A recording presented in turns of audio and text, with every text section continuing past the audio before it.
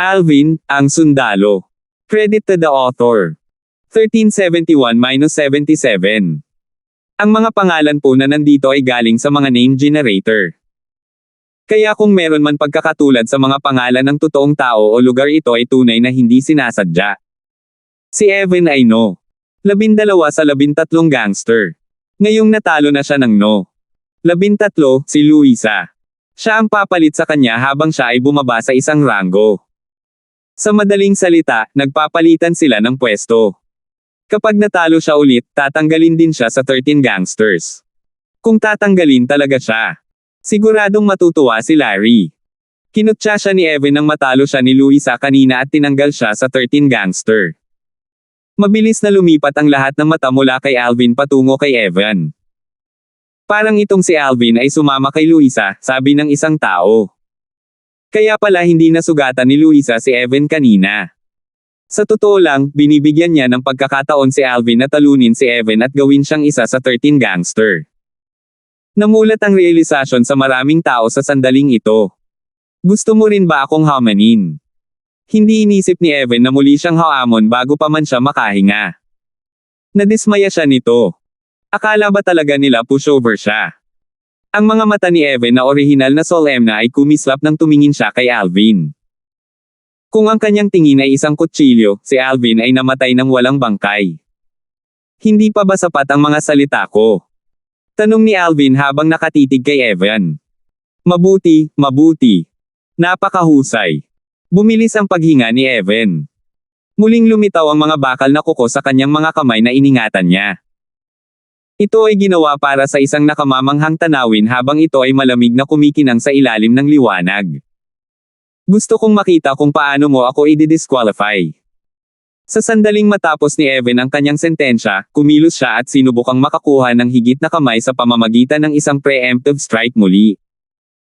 Ang pares ng bakal na kuko ay nag-iwan ng bakas ng mga bakas ng kuko at puno ng langit ng mga anino ng kuko na bumabalot kay Alvin na parang nilayon nitong bitag siya. Ang mukha ni Alvin ay nanatiling hindi nagbabago sa harap ng mabangis na pag-atake ni Evan. Mabilis na lumitaw ang isang busog sa kanyang mga kamay. Ito ay ang sun shooting bow. Ang mga nanunood ay walang kurap na nakatingin sa labanang nangyayari sa harapan ng kanilang mga mata. Lahat sila gustong malaman kung sino ang mananalo sa huli. Ang tiwala bang kaibigan ni Luisa o ang taong bumagsak sa isang ranggo at kasalukuyang nasa no? 13. Si Luisa lang ang walang inaasahan dahil alam na niya kung sino ang mananalo. Si Alvin ay mas malakas kaysa sa kanya. Kung kaya niyang talunin si Evan, natural, walang magiging suspense sa laban nila ni Evan. Sa kasamaang palad, hindi alam ni Evan ang iniisip ni Luisa. Sa kasalukuyan, ginamit na ni Evan ang lahat ng galaw niya. Gusto lang niyang talunin si Alvin para mabawi ang dignidad na nawala sa kanya kay Luisa. Nakita niyang nakakahiya ang matalo ng isang babae. Hindi alam kung kailan, lumabas na rin si Larry mula sa sira-sirang cottage. Dama po ang kanyang tingin sa mataas na plataporma. Evan, gusto kong makita kung mananatili ka pa ring isa sa 13 gangster pagkatapos ng araw na ito. Isang pagngisi ang sumilay sa mukha ni Larry. Napansin niya ang kawalang interes ni Luisa at napagtanto niyang walang anumang suspense sa labanan. Mamatay. Si Evan ay dumausdas palabas, pinaghahampas ang mga bakal na kuko pababa mula sa langit habang ang kalangitan ng mga anino ng kuko ay umuulan kay Alvin. Sa sandaling ito, si Evan ay nabalisa, at lubos niyang nakalimutan ang tungkol sa mga patakaran sa Latent Dragon Camp. Isang lalaki ang nakatayo sa isang pavilion sa tabi ng mataas na plataporma. Hindi alam kung ngayon lang siya nagpakita o matagal na siya roon. Ito ay isang nasa katanghaliang gulang na lalaki na may malamig na ekspresyon sa kanyang mukha na nakasuot ng silver armor. Parang naglalabas ng malamig na aura ang katawan niya habang nakatayo doon. Isa siya sa 36 na tagapangalaga ng City Governors Mount Hill City. Ang pinakamahina sa 36 na tagapangalaga ay nasa perpektong yugto ng mortal shedding stage. Siya ay nasa ika-14 na ranggo at kilala bilang Heavenly Harm Guardian. Sa kasalukuyan, ang Heavenly Harm Guardian ay tahimik na nakatingin sa mga naglalaban ng figure sa mataas na platform. Hindi siya nakialam kahit na si Evan ay nasa isang killing frenzy at binabaliwala ang mga alituntunin ng latent dragon camp. Hindi ito dahil sa wala siyang pakialam sa mga patakaran ng latent dragon camp, ito ay dahil masasabi niyang hindi kayang sakta ni Evan ang binata na nakasuot ng purple. Matatalo si Evan sa loob ng 3 galaw, bulong ng Heavenly Harm Guardian. Gayunpaman, agad na nanliit ang kanyang mga mata sa sumunod na sandali nang makita niya ang sumunod na nangyari.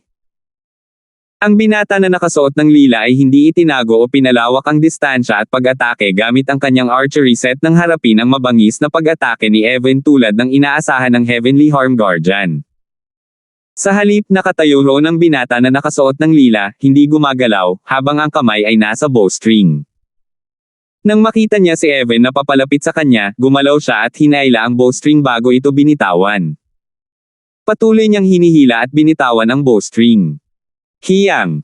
Hiyang! Hiyang!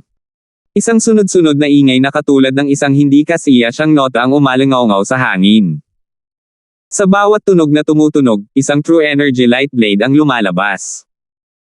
Ang True Energy Light Blades ay pumailang lang at nakipagsagupaan sa kalangitan ng mga anino ng kuko. Natural, ang mga anino ng claws ay nawasak ng True Energy Light Blades. Ang momentum ng light blades ay nanatili habang ito ay pumailang lang hanggang sa langit bago ito tuluyang nawala. Sa ilang sandali, ang tanging natitira ay ang huling pagtatangka ni Evan sa pag-atake. Para siyang mabangis na goshawk habang bumababa mula sa langit. Ang mapupungay niyang mga mata at ang mga bakal na kuko sa kanyang mga kamay ay katulad ng isang goshawk. Ang mga matutulis na kuko ay kumamaw sa hangin at halos mapunit ang ulo ni Alvin. Hiyang! Nang halos dama po ang matutulis na mga kuko, isang mapurol na ingay ang tumunog. Ang ingay ay nagmula sa isang arrow na nabuo ng true energy na pinalabas mula sa sun shooting bow nang bumangga ito sa mga kuko ng bakal sa mga kamay ni Evan. Boom! Isang malakas na putok ang tumunog nang pumutok ang arrow na nabuo ng true energy. Sa kaibahan, ang mga bakal na kuko sa mga kamay ni Evan ay natangay. Ang kanyang mga kamay ay nasa dugong gulo. Kung hindi dahil sa mga bakal na kuko ay nabasag na ang kanyang mga kamay. Natalo ka, sabi ni Alvin pagkatapos niyang tumingin ng malamig kay Evan na bumagsak sa lupa. Ang kanyang tono ay kalmado at walang anumang emosyon gaya ng dati. Nawala. Matapos marinig ni Evan ang kanyang mga salita, tumalon siya mula sa mataas na plataporma at naglakad patungo sa isa sa mga sira-sirang cottage. Medyo na-distract siya, baka sa mukha niya ang kawalan ng pag-asa.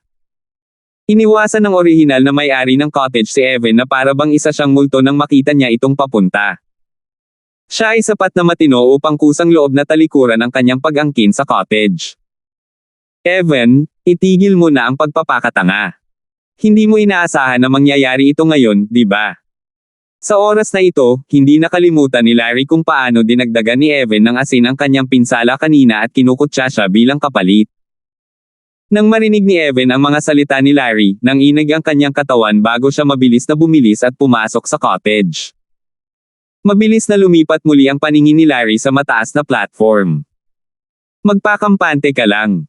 Lalampasan ko ang Mastery Mortal Shedding Stage sa loob ng 3 buwan. Sa oras na iyon, tatalunan ko kayong dalawa isa-isa at tatubusin ang sarili ko. Matapos tingnan ng mga taong nasa mataas na entablado, tumalikod si Larry at bumalik sa cottage upang magtanim ng masigasig. Ngumiti sina Alvin at Luisa sa isa't isa. Pareho silang mga prodigy na inimbitahan ni Roman, at pareho silang naging bahagi ng 13 Gangster. Ito ay dapat na tadhana. Luisa, mali ang pinasok mo. Nang papasok na si Alvin sa cottage no. 13, natuklasan niyang naunang pumasok si Luisa. Natigilan siya. Hindi ako nagkamali ng pinasok. Dito ako nararapat. Pagkapasok ni Luisa sa cottage, tumalikod siya at ngumiti kay Alvin bago niya isinara ang pinto. Ano ang ibig sabihin ni Luisa? Nataranta ang mga nanonood dito. Ano pa? Dapat isipin ni Luisa na hindi siya kasing lakas ni Alvin, kaya't handa siyang maging no. 13 at ibigay ang ika-12 ranggo kay Alvin. Mayroong ilang mga tao na naiintindihan kung ano ang nangyayari. Talagang malakas si Alvin. Tinalo niya si Evan kahit na nilabanan ni Evan ang kanyang buhay. Hindi naman big deal kung natalo lang niya siya. Higit sa lahat, maiiwasan niya talaga ang pagpatay kay Evan o masaktan siya kapag nakikipaglaban siya sa kanyang buhay. Nang siya ay pinupuri pa, bumalik si Alvin sa cottage no. 12 na magiging tirahan niya pansamantala.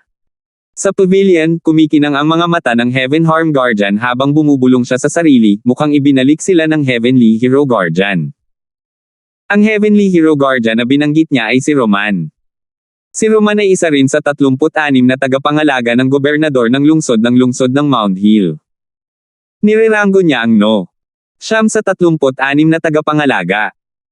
Tanging ang nangungunang 10 tagapag-alaga ng 36 na tagapangalaga sa ilalim ng gobernador ng lungsod ng Mount Hill City ang may 2 pangalan. Pinahintulutan silang panatilihin ang kanilang orihinal na pangalan. Ang natitirang 26 na tagapag-alaga ay mayroon lamang isang pangalan, at silang lahat ay pinangalanan sa 36 na bituin sa langit. Ang Latent Dragon Camp ay hindi tumahimik pagkatapos ng pag-alis nina Alvin at Luisa, sa katunayan, ito ay naging mas masigla. Sa loob ng isang araw, binago ang 2 tao sa 13 gangsters ng Latent Dragon Camp. Maraming tao ang maaalala ngayon. Snap! Sa City Governor's Estate ng Mount Hill City, sa loob ng isang independenteng mansyon, isang nasa katanghaliang gulang na iskolar na nakaupo sa isang pergola ang dinurog ang tasa sa kanyang kamay pagkatapos niyang pakinggan ang ulat mula sa isang tagapaglingkod. Nagulat ito sa mga katulong sa labas ng pergola. Hahaha! Magaling! Magaling! Magaling! Magaling! Matapos durugin ang tasa ng tsaa, tumawa ng malakas ang nasa katanghaliang gulang na iskolar.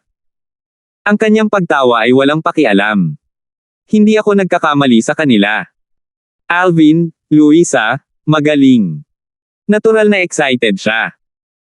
Sa pagkakataong ito nang ang City Governor's Estate ay nagre-recruit ng mga kagila-hilalas mula sa labas, bukod sa mga taong ipinadala ng 36 na tagapangalaga, maging ang revered elder ng City Governor's Estate ay umalis din upang mag-imbita ng mga prodigy na sumama sa kanila.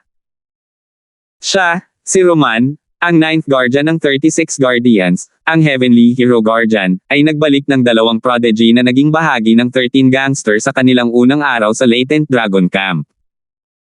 Naisip niya na hindi magtatagal bago siya ipatawag ng gobernador ng lungsod. Baka mabigyan pa siya ng malaking gantimpala. Talagang ipinagmamalaki ako nina Alvin at Luisa. Habang iniisip ito ni Roman, mas masaya siya. Tuwang-tuwa siya na hanggang tenga ang ngiti niya.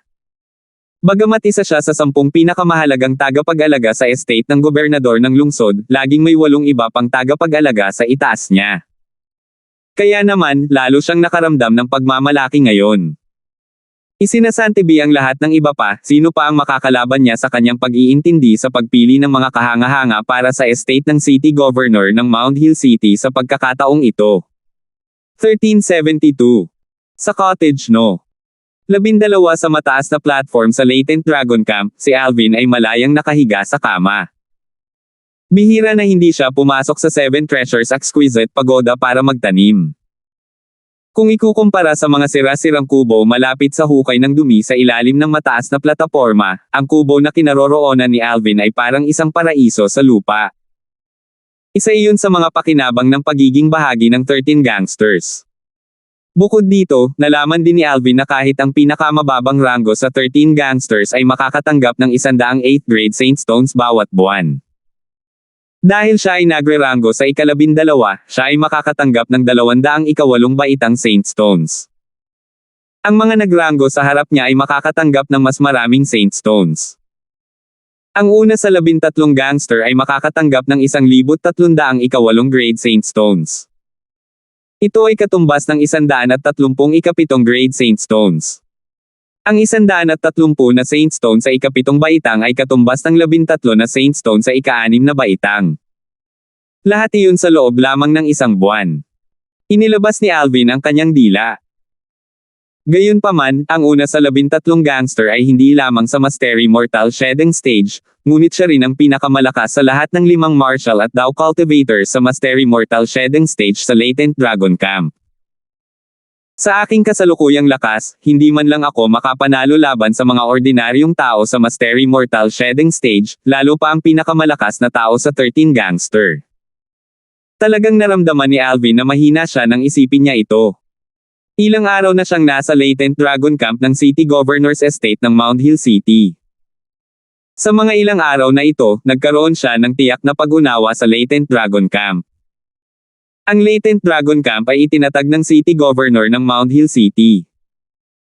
Ito ay nakatuon sa pagre-recruit at pag-aayos ng mga batang prodigy mula sa mga nakapalibot na lugar ng Mount Hill City. Ang recruitment ng mga batang prodigy sa round na ito ay nagsimula kalahating taon na ang nakalipas. Nagkaroon ng paghihigpit sa edad para sa mga batang prodigy na na-recruit ng City Governor's Estate ng Mount Hill City. Tanging ang mga martial cultivator at Dao cultivator na wala pang 40 taong gulang ang pinapayagang makapasok sa latent dragon camp. Ang latent dragon camp din ang reserba para sa 36 na tagapangalaga sa ilalim ng City Governor ng Mount Hill City. Sa mga nakapalibot na lugar ng Mount Hill City, halos walang hindi nakakaalam tungkol sa 36 Guardians. Sila ang pinakamahusay sa pinakamagaling sa ilalim ng City Governor ng Mount Hill City. Ang pinakamahina sa kanila ay nasa Perfection Mortal Shedding Stage din. Nasa Paramount Stage daw ang mas malalakas. Sa katunayan, may iilan din na pumasok sa stage ng Saint Rudiment. Natural, iyon ang mga chismis na narinig ni Alvin. Gayunpaman, si Senior Evan ay isa sa 36 na tagapangalaga. Nakakagulat iyon. Nalaman din ni Alvin na si Roman ay isa sa 36 na tagapangalaga. Siya ay nirerango no. Siyam, at siya ay kilala bilang Heavenly Hero Guardian. Sinasabi na ang nangungunang 10 tagapag-alaga sa 36 na tagapangalaga ay magiging revered elders ng City Governor's Estate sa loob ng ilang taon. Sa oras na iyon, 26 na lang ang natitira sa mga tagapag-alaga. Ang natitirang 10 tagapag-alaga ay pipiliin mula sa latent dragon camp. Sa mga ilang araw na ito, nanatiling bukas ang mga tainga ni Alvin para sa impormasyon tungkol sa latent dragon camp. Natural, hindi siya nag-iikot. Napakasigla noon sa ilalim ng mataas na plataporma. Ang kailangan lang niyang gawin ay buksan ang pinto ng kanyang cottage para marinig ang mga ingay na nagmumula sa labas. Lahat ng narinig niya ay sinabi ng ibang miyembro ng latent dragon camp. Ngayon, maaari na akong ituring na nanirahan na sa Dao Martial Saintland, pinaikit ni Alvin ang kanyang mga mata habang bumubulong, nagtataka ako kung kumusta na ang mga babae. At pagkatapos ay nariyan si Nympha. Dapat ay tumigil na siya sa paghahanap sa akin, di ba? Naiintindihan ni Alvin si Nympha. Hindi niya aabisuhan ang Half Moon Island tungkol sa pagkawala nito bago niya ito matagpuan dahil natatakot siyang mag-alala ang kanyang 2 nobya at ang 3 maliliit na kasama. Dahil dito, wala pang plano si Alvin na bumalik sa ngayon. Natural, may isa pang dahilan. Natakot siya. Tama, natakot siya. Pagdating niya, nakatagpo siya ng maraming sitwasyon sa buhay o kamatayan dahil naligaw siya ng landas. Napagtanto nito ang lakas at sindik ng mga mababanges na hayop sa malawak na karagatan at napagtanto sa kanya kung gaano kahalaga ang buhay.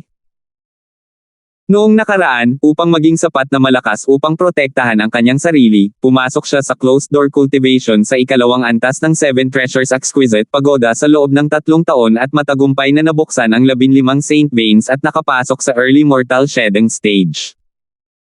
Gayunpaman, kahit na sa kanyang cultivation base sa Early Mortal Shedding Stage, halos mapatay pa rin siya ng ilang Mastery Mortal Shedding Stage na mabangis na hayop.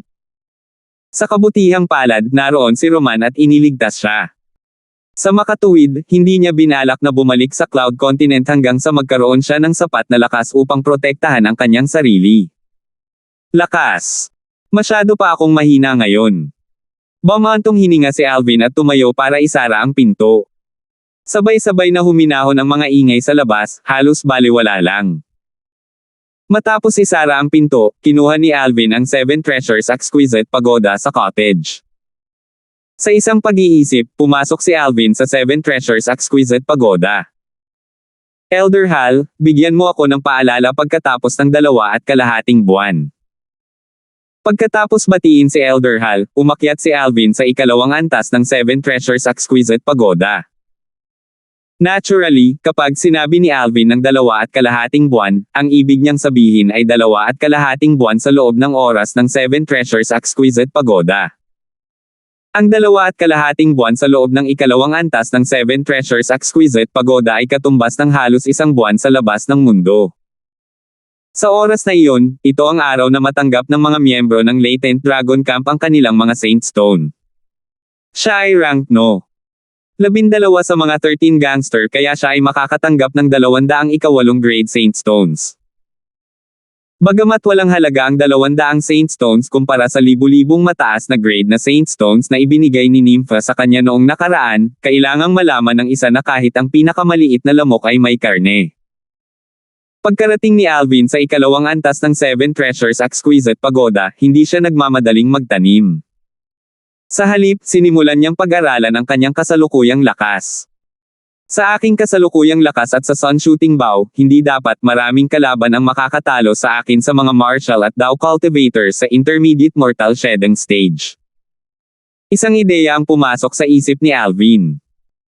Natural, hindi siya nang ahas na igarantya na kaya niyang talunin ang lahat ng Martial at Dao Cultivators sa Intermediate Mortal Shedding Stage. Hindi siya magiging katapat nila kung sila ay nasa Intermediate Mortal Shedding Stage at nilinang ang Saint Grade Martial Tactic o Dao Method sa isang napakataas na yugto. Kung ikukumpara sa iba pang Martial o Dao Cultivator sa Intermediate Mortal Shedding Stage, ang aking kasalukuyang bentahe, bukod sa pagkakaroon ng katawan na mas malakas kaysa sa 5-clawed Divine Dragon, ay ang Sun Shooting Bow.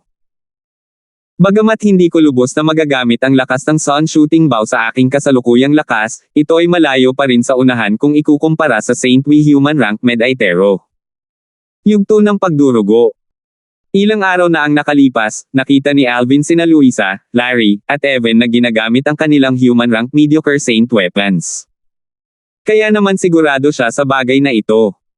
Tungkol sa mga pakinabang mula sa aking Saint Veins. Magiging halata lamang ito sa mga Martial Cultivator at Dao Cultivator sa parehong antas na katulad ko, naisip ni Alvin sa kanyang sarili. Kung tutuusin, binuksan lang niya ang kanyang Saint Veins nang siya ay naging Martial Cultivator sa Mortal Shedding Stage. Gayunpaman, ang tunay na enerhiya sa aking Chi ay limitado. Kung ako ay makakalusot sa Intermediate Mortal Shedding Stage, ako ay tiwala na kahit wala ang aking pisikal na lakas o ang Sun Shooting Bow, madali kong matatalo ang Martial at Dao Cultivator sa Intermediate Mortal Shedding Stage kahit na ilabas nila ang kanilang buong lakas. Malaki ang tiwala ni Alvin tungkol dito. Sa oras na iyon, ang bilang ng mga Saint Veins sa kanyang katawan ay hindi maihahambing sa iba pang Martial at Dao Cultivators sa Intermediate Mortal Shedding Stage. Kung kalabanan niya ang isang Martial o Dao Cultivator sa parehong antas, ang kanyang True Energy ay ginamit sana ng kanyang nakakatawang bilang ng Saint Veins bago pa man magamit ng kanyang kalaban ang True Energy sa kanilang Chi. Hanggat siya ang gumawa ng unang hakbang, ang kanyang kalaban ay matatalo bago pa nila magamit ang kanilang True Energy. Intermediate Mortal Shedding Stage. Hindi ko alam kung gaano katagal bago ako makapasok sa stage na iyon. Ang puso ni Alvin ay napuno ng pagkabalisa habang siya ay naghahanda sa paglilinang. Nakuha niya ang Saint Stones na ibinigay ni Nympha sa kanya. Sila ay mga Saint Stones sa ika-5 baitang. Iyon ang kanyang unang pagkakataon na magtanim kasama ang mga Saint Stone na ibinigay sa kanya ni Nympha. Dati, nang makalusot siya mula sa rurok ng Martial Emperor Stage hanggang sa Early Mortal Shedding Stage, ginagamit niya ang ika-9 na baitang Saint Stones upang linangin sa loob ng 3 taon na iyon. Sa panahong iyon, halos naubos na niya ang lahat ng kanyang ika-9 na baitang Saint Stones. Ang mga Saint Stone na iyon sa ika-9 na baitang ay ang mga natira sa Half Moon Island. Ayaw ni Alvin na sayangin ang mga ito kaya napagpasyahan niyang gamitin muna ang mababang grade Saint Stone sa kanyang mga kamay. Naubos na niya ang ika-9 na baitang Saint Stones para makapasok sa Early Mortal Shedding Stage. Sa kasalukuyan, mayroon lamang siyang mataas na grado na mga Saint Stone na ibinigay sa kanya ni Nympha para sa paglilinang. Sa libu-libong Saint Stone na ibinigay ni Nympha sa kanya, 70% sa mga ito ay mga Saint Stone sa ika-5 baitang, at 10% ay mga Saint Stone sa ika-4 na baitang. 9 Dragons War Sovereign Technique, 9 Dragons Form. Ipinikit ni Alvin ang kanyang mga mata habang hawak niya ang isang ika-5 baitang Saint Stone. Kasabay nito, nagsimula siyang sumipsip ng Heaven and Earth Spirit Energy sa ikalawang antas ng 7 Treasures Exquisite Pagoda para linangin. Kahit na ang Heaven and Earth Spirit Energy sa City Governor's Estate ng Mount Hill City ay napakasiksik, ito ay maihahambing lamang sa Heaven and Earth Spirit Energy sa unang antas ng Seven Treasures Exquisite Pagoda. Ang Heaven and Earth Spirit Energy sa ikalawang antas ng Seven Treasures Exquisite Pagoda ay malayong masiksik kaysa sa Heaven and Earth Spirit Energy sa City Governor's Estate ng Mount Hill City. Habang sinisipsip ang Heaven and Earth Spirit Energy sa ikalawang antas ng Seven Treasures Exquisite Pagoda, sinisipsip din niya ang Heaven and Earth Spirit Energy mula sa 5th grade Saint Stone. Pagkatapos niyang magpaikot ng isang mahusay na chi circulatory cycle, biglang iminulat ni Alvin ang magkabilang mata niya. Ang bilis ng paglilinang sa pamamagitan ng pagsipsip ng ikalimang baitang Saint Stone ay hindi mas mabilis kaysa sa pagsipsip ng isang ikasyam na baitang Santo Bato. Gayunpaman, ang Heaven and Earth Spirit Energy na nilalaman nito ay talagang higit pa sa isang ikasyam na baitang Saint Stone. Tiningnan ni Alvin ang ikalimang baitang Saint Stone sa kanyang mga kamay. Nakikita niya ang malaking halaga ng Heaven and Earth Spirit Energy na dumadaloy mula sa ikalimang baitang Saint Stone papunta sa kanyang katawan. Ayon sa sinabi ni Nympha, ang isang ikalimang baitang Saint Stone ay tatagal ng mas matagal kaysa isang ikasyam na baitang Saint Stone. Sa aking kasalukuyang bilis ng paglilinang, mauubos ko ang isang ikasyam na baitang Saint Stone sa isang araw lamang. Natural, ito ay dahil din sa napakabilis na bilis ng cultivation ni Alvin. Si Alvin ay mayroong 15 Saint Veins para sumipsip ng Heaven and Earth Spirit Energy para sa cultivation. Ang bilis ng kanyang cultivation ay nalampasan pa ang karamihan sa mga martial cultivator sa intermediate mortal shedding stage. Pagkatapos ng lahat, ang kadahilanan na nakaapekto sa rate ng pagsipsip ng Heaven and Earth Spirit Energy ay ang bilang ng Saint Veins. Dahil sa kadahilanang iyon, ang bilis ng paglilinang ng isang tao ay magiging mas mabilis kung mas maraming Saint Veins ang mayroon siya. Kung ikumpara ng isang ordinaryong martial o Dao cultivator sa early stage ng mortal shedding stage ang kanilang cultivation speed kay Alvin, tiyak na mararamdaman nilang mamatay na sila. Karaniwan, ang isang martial o Dao cultivator sa early mortal shedding stage ay kailangang magtanim ng ilang araw bago nila maubos ang isang 9th grade Saint Stone. Sa buong proseso ng cultivation, kung patuloy nilang babaguhin ang Saint Stones, makakaapekto ito sa bilis ng kanilang cultivation sa isang tiyak na lawak. Kaya, pinakamahusay na gumamit ng high-grade Saint Stones kapag naglilinang kung posible para hindi na nila ito kailangang baguhin ng madalas. Natuklasan ni Alvin ang isa sa mga benepisyo ng isang mataas na uri ng Saint Stone. 1373. Binigyan din ako ni Nympha ng 4th grade Saint Stones. Ang tibay ng isang 4th grade Saint Stone ay katumbas ng 10 5th grade Saint Stones ayon sa conversion ratio sa pagitan ng iba't ibang grado ng Saint Stone sa Dao Martial Saint Land, naisip ni Alvin sa kanyang sarili. Sa aking kasalukuyang cultivation base at cultivation speed, ang isang 5th grade Saint Stone ay magkakaroon pa rin ng maraming natitirang enerhiya kahit na matapos akong tulungang makalusot mula sa early mortal shedding stage. Hindi nagtagal, muling ipinikit ni Alvin ang kanyang mga mata para magtanim. Ang Heaven and Earth Spirit Energy mula sa ikalawang antas ng Seven Treasures Exquisite Pagoda at ang 5th grade Saint Stone ay patuloy na dumadaloy sa kanyang katawan. Ang 10th form of the Nine Dragons War Sovereign Technique, Nine Dragons Form Cultivation Method, ay naging 9 na dragon at dinala ang Heaven and Earth Spirit Energy sa kahabaan ng 15 Saint Veins upang i-circulate ang mahusay na chi circulatory cycle bago ito maging true energy at isinama sa chi sa gitna ng kilay ni Alvin. Ang tunay na enerhiya ay patuloy na lumalaki sa chi na kasing laki ng itlog ng kalapati. Bagamat ang pagtaas ay minimal, maaga o huli ay mapupuno ito pagkatapos na maipon. Ang araw na ito ay ganap na napuno ay ang araw na nakapasok si Duanling sa intermediate stage ng mortal shedding stage. Ang linangin mula sa early mortal shedding stage hanggang sa intermediate mortal shedding stage ay mas madali kaysa sa paglusot mula sa tuktok ng martial emperor stage hanggang sa early mortal shedding stage.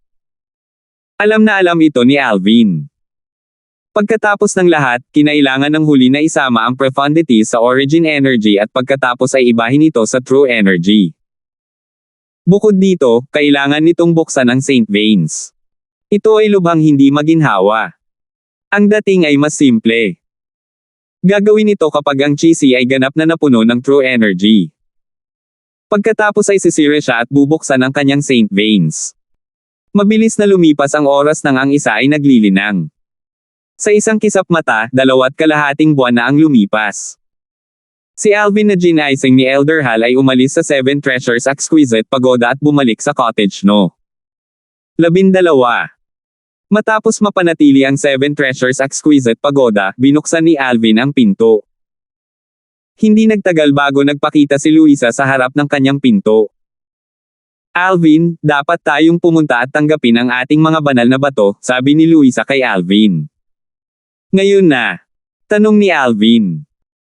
Mula ngayon, mayroon tayong 3 araw para kunin ang mga ito. Ang lugar kung saan sila namamahagi ng Saint Stones ay napakalapit. Ito ay nasa pavilion sa tabi ng mga cottage ng 13 Gangster, sabi ni Luisa.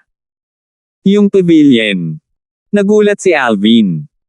Naalala niyang nakita niya ang pavilion na iyon noong una siyang dumating sa Latent Dragon Camp. Noon, iniisip niya kung ano ang lugar na iyon.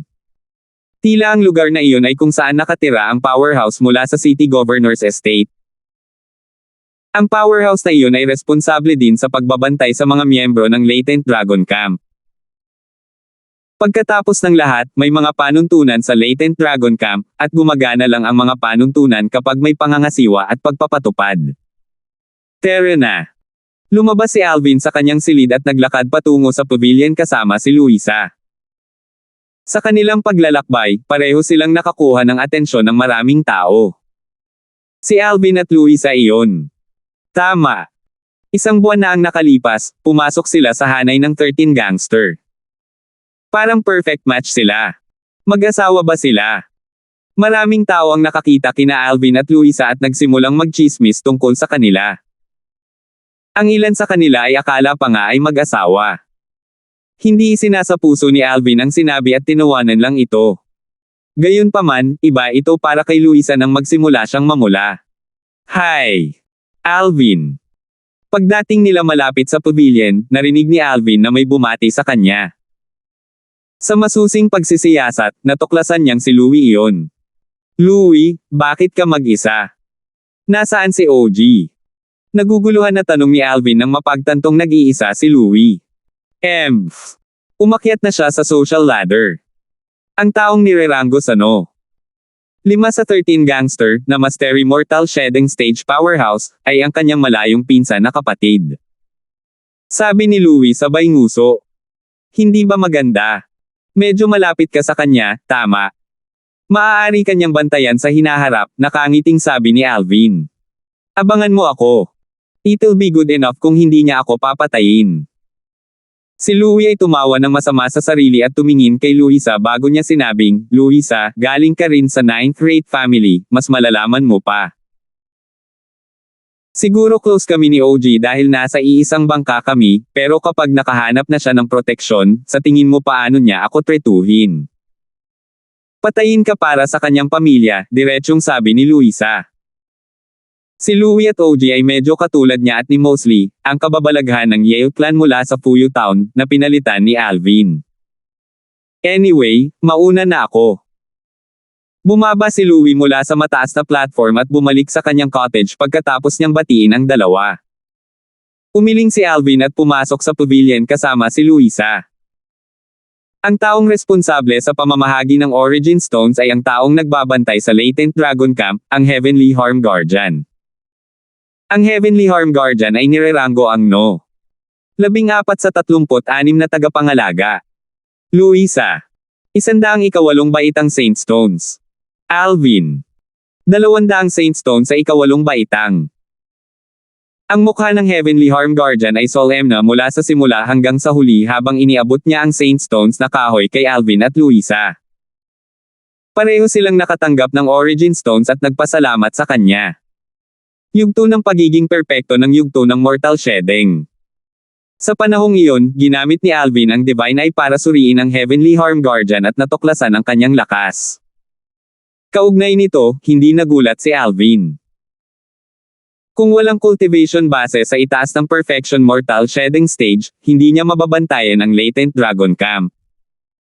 Kahit papaano, hindi niya magagapi ang nangungunang 13 gangster. Hindi napansin ni Alvin na nang tumalikod sila ni Luisa para umalis, talagang inangat ng Heavenly Harm Guardian ang kanyang ulo para tingnan siya. Iba ang itsura niya kumpara kanina. Pagkaalis ni na Alvin at Luisa sa pavilion, bumalik sila. Alvin, ang mga miyembro ng Latent Dragon Camp ay magkakaroon ng pagkakataon na lumabas isang beses bawat 3 buwan. Naghahanda ka rin bang lumabas? Tanong ni Luisa habang nakatingin kay Alvin. Hindi. Umiling si Alvin. Wala akong gagawin kahit lumabas ako. Wala rin akong balak. Sino ang nakakaalam kung nagpadala ang 2 angka ng sino man na tumago sa labas ng estate ng gobernador ng lungsod para patayin ako, sabi ni Luisa. Naglakas loob silang patayin ka sa Mount Hill City. Nagulat si Alvin. Bakit hindi sila? Kung magkakaroon sila ng pagkakataon, magpapalusot pa sila sa City Governor's Estate para patayin ako, sagot ni Luisa. Hindi sila natatakot sa parusa mula sa City Governor's Estate. Sumimangot si Alvin. Sa pagkakaalam niya, ang Fuyo Town ay nasa ilalim ng jurisdiction ng Mount Hill City. Parusa. Umiling si Luisa. Sa kasalukuyan, hindi pa rin ako kwalipikadong humingi ng anumang pabor sa City Governor's Estate. Kahit patayin ako ngayon, hindi sisisihin ng City Governor's Estate ang 2 pinakamalaking clan ng Fuyo Town dahil lang sa akin. Talagang magiging ligtas lang ako kapag kinikilala ng City Governor's Estate ang halaga ko, patuloy na sinabi ni Luisa. Tumango si Alvin. Ikaw si Alvin. Ang tumalo kay Evan at naging bagong no. 12 ng 13 gangster. Bigyan mo ako ng kalahati ng mga Saintstone na natanggap mo. Kararating lang nina Alvin at Luisa sa cottage nang may tumunog na boses mula sa malapit. Kasunod nito ay nakita nilang 2 ang isang kabataang nakaitim mula sa cottage no. 6 na naglalakad palapit sa kanila. Matangkad at matipuno ang nakaitim na kabataan. Ang kanyang lakad ay katulad ng gambol ng dragon at paggala ng tigre. Siya si Zilong. Siya ay nirerango ang no. 6 sa 13 gangster. Ang Zilong na ito ay karaniwang nangangikil sa 13 gangster na nirerango sa likod niya para sa Saintstones gamit ang kanyang lakas. Gayunpaman, hindi ba siya karaniwang nagsisimula sa huli? Malamang dahil babae siya kaya nagpapakita siya ng awa. Sa oras na ito, ang mga mata ng mga kabataan sa ilalim ng mataas na platform ay dumapo kina Alvin, Luisa, at Zilong. Maraming tao ang lumabas mula sa kanilang mga cottage, hindi alintana kung sila ay nasa mataas na plataporma o nasa ibaba ng mataas na plataporma. Narinig nila ang kaguluhan at lumabas sila para manood ng palabas.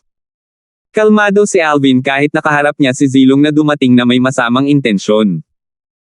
Tahimik niyang binuksan ang Divine Eye. Zilong, 32 taong gulang. Ang kanyang cultivation base ay nasa intermediate stage ng mortal shedding stage. Bakit ko ibibigay sa iyo? Ngumisi si Alvin habang sinulyapan si Zilong. Hindi lang kalahati ang gusto kong ibigay mo sa akin ngayon. Gusto ko lahat ng Saintstones na natanggap mo kanina. 200 Saintstones. Ibigay mo. Si Zilong ay nakatayo sa harap ni Alvin ng mahinahon, ngunit ang kanyang tono ay bastos at nangingibabaw. Idiot. Inilabas ni Alvin ang salita habang malamig na nakatitig kay Zilong. Idiot. Nagkaroon ng kaguluhan pagkatapos magsalita ni Alvin. Baliw ba itong si Alvin? He dares to call Zilong a idiot. Hindi naman ako nananaginip, di ba? Masakit. Bakit mo kinurot ang hita ko? Manood tayo ng masaya. Ang grupo ng mga kabataang lalaki at babae sa ilalim ng mataas na plataporma ay nakatingin sa mataas na plataporma na may malaking interes. Karaniwan, sila ay magsasaka lamang. Ito ay medyo boring. Lagi silang nasa mataas na espiritu sa tuwing may mga alitan. Sa mataas na platform, bukod sa nangungunang 13 gangsters sa Mastery Mortal Shedding Stage, lumabas din sa kanilang mga cottage ang natitirang 13 gangsters sa Intermediate Mortal Shedding Stage. Pinanood nila ang paghaharap ni na Alvin at Zilong ng may labis na interes. Katulad ng grupo ng mga kabataan sa ilalim ng mataas na plataporma, lumabas din sila para panoorin ang aksyon. Naturally, ang mga taong ito ay may isang bagay na karaniwan. Iyon ay, lahat sila ay biktima ng pangangikil ni Zilong. Ibinigay nila ang kalahati ng mga Saint Stone na natanggap nila ngayon kay Zilong. Ayaw din nilang ibigay ang kanilang mga Saint Stones. Gayunpaman, wala silang pagpipilian kundi sumunod. Kung hindi, tiyak na bugbugin sila ni Zilong at hindi makakabangon sa kama sa loob ng isang buwan.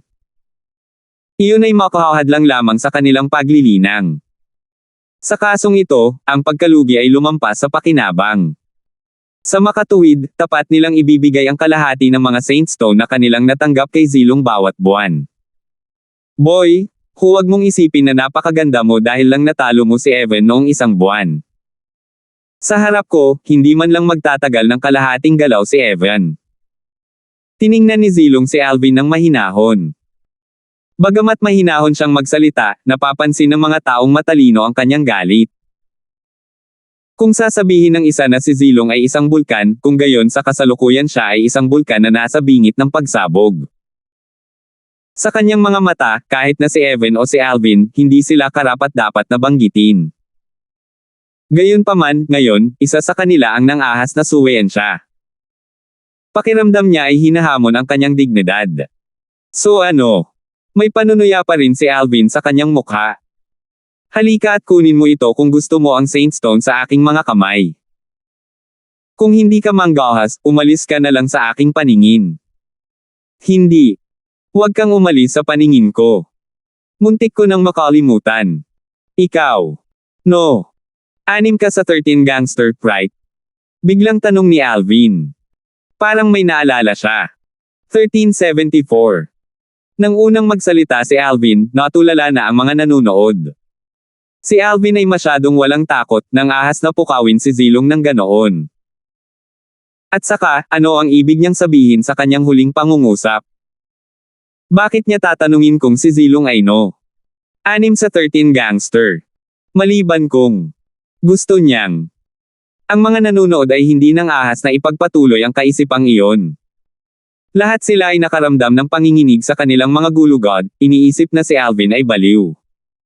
Nakakabaliw. Tinipon ng Latent Dragon Camp ang mga nangungunang prodigy mula sa nakapalibot na lugar ng Mount Hill City. Si Zilong ay may kakayahang maging no. Isang tao sa Intermediate Mortal Shedding Stage sa Latent Dragon Camp. Sa isang tiyak na lawak, siya ay maituturing na pinakamataas na tao sa Intermediate Mortal Shedding Stage sa paligid ng nakapalibot na lugar ng Mount Hill City. Paano maglakas loob si Alvin na pukawin ang isang taong tulad nito? Akala ba niya matatalo niya si Zilong? Saan niya nakuha ang ganoong tiwala? Sa kasalukuyan, kahit si Luisa na lubos na nagtitiwala kay Alvin ay hindi maiwasang mag-alala para sa kanya. Kinausap niya ito sa pamamagitan ng True Energy Voice Transmission. Alvin, bakit hindi mo siya bigyan ng 200 Grade 8 Saint Stones? Mayroon pa akong 100 Grade 8 Saint Stones. Mabibigyan kita ng 50 na magiging sapat para sa iyong cultivation, mungkahi ni Luisa. Tama. Niranggo ko ang no. 6 sa 13 gangsters ng Latent Dragon Camp. Bakit? Gusto mo ba akong hamanin? Nang marinig niya ang mga salita ni Alvin, galit na galit si Zilong kaya natawa siya. Kumukulo siya sa hindi mapawi na galit. It seems that you're more than an ordinary idiot. Hindi pa ba sapat na obvious ang sinabi ko? Nakikita ng iba, pero hindi mo. Kailangan mo pang magtanong. Nanunuya si Alvin. Gusto mo bang mamatay? Si Zilong ay karaniwang hindi isang masungit na tao, ano pa ngayon na paulit-ulit siyang na-provoke ni Alvin. Boom! Tumalon siya gamit ang kanyang mga paa, nag-transform sa isang cannonball at bumaril patungo kay Alvin. Dapat matagal na siyang umatake. Pagharap sa paparating na Zilong, mumuso si Alvin. Sa isang segundo, nakuha niya ang sun shooting bow. Bukod dito, ginamit din niya ang True Energy para bumuo ng arrow sa kanyang kanang kamay. Body at arrow synchronization. Nang mapansin na si Zilong ay ilang metro lang ang layo sa kanya, hinaila ni Alvin ang sun shooting bow ng bahagya habang nakataas ang kanyang kamay. Natural, inilabas niya ang kanyang buong lakas.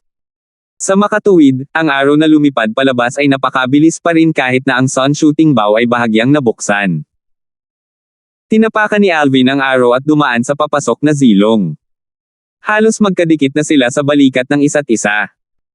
Ang bilis na ipinakita niya ay kasing bilis ni Zilong. Si Zilong ay talagang mayroong isang bagay sa kanyang manggas.